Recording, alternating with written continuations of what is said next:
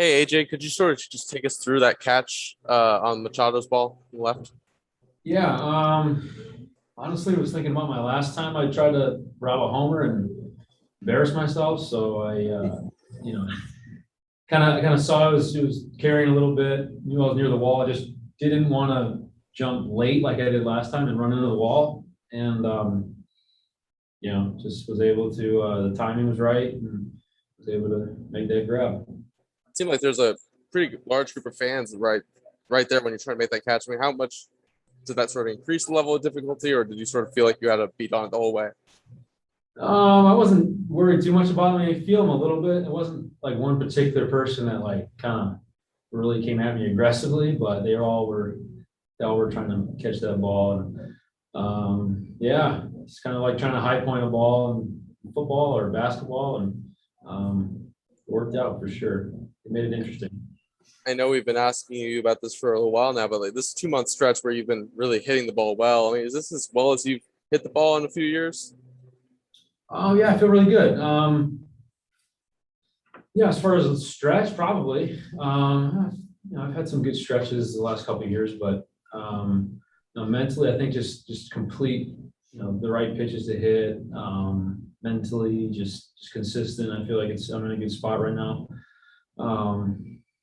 Yeah, I don't know. You don't really want to try to figure things out. You just kind of keep rolling and keep riding the wave. It feels good. It feels like I can, put on some competitive bats for the team. And yeah, Thanks, AJ.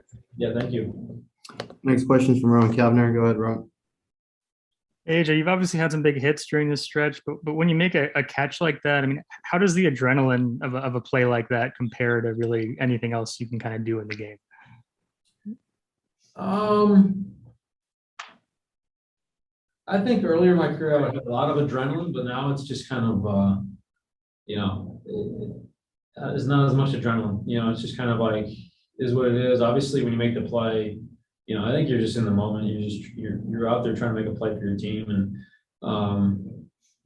yeah, I mean, you don't have too many opportunities like that too, where you have a catchable ball, in over the fence that you can make a play on. So it is cool when you actually the steps are right, the timing's right, and you're able to make that play for your teammate.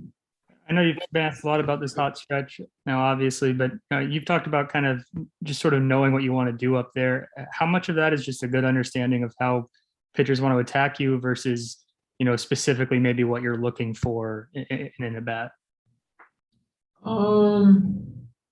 Yeah, that factors in for sure. Honestly, I think it's just kind of making sure that I'm being myself, and that's the number one. So, all the other stuff, whatever they're gonna do to me, you can kind of get consumed with. And obviously there's certain situations you feel like they're gonna attack you a certain way, but I don't think I don't make it my number one focus. My number one focus is about myself and getting myself in the right position, rhythm, flow, everything. And then, of course, I'm gonna, hunt certain pitches in certain times. But yeah, that's kind of secondary to just my foundation. Thank you, AJ. Cool, thank you. Next question is from Mark Castillo. Go ahead. AJ, how many times have you made a play like that in your career, or I guess your life? I made a play in San Fran. I robbed a homer there. Not too many times. Honestly, I feel like there's been a lot of times where I'm just so mad at myself because you feel like the ball is right there for you to make a play on, and you just don't quite do it. And it's tough, you got to make the right steps. You got to, it's some things have to line up, and some guys are really, really good at it, and it looks like they're going to make it every single time. And, I mean, I think that was my second. I think I made another, technically a Rob Homer. That might have been my third one, but they're fun. They're great. You get to do it for your teammate and the guy in the mound that's working hard. It's a good feeling for sure.